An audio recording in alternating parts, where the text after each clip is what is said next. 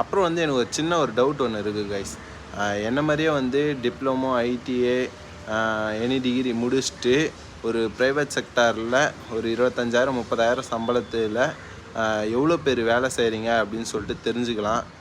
இந்த வீடியோவுக்கு லைக் பண்ணி விடுங்க. எவ்வளோ பேர் லைக் பண்ணுறீங்களோ அவ்வளோ பேர் இருக்கீங்க அப்படின்னு சொல்லிட்டு நம்மளே அண்டர்ஸ்டாண்ட் பண்ணிக்கலாம்.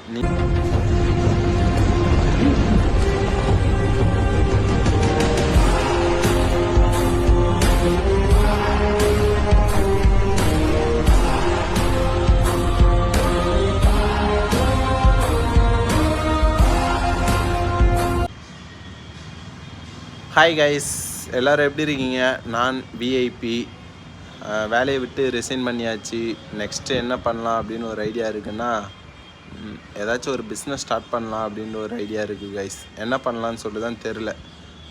நான் வந்து பார்த்திங்கன்னா இன்னொரு கம்பெனிக்கு போக முடியும். அங்கே போனால் எனக்கு ஒரு 30,000 சம்பளம் கொடுப்பாங்க.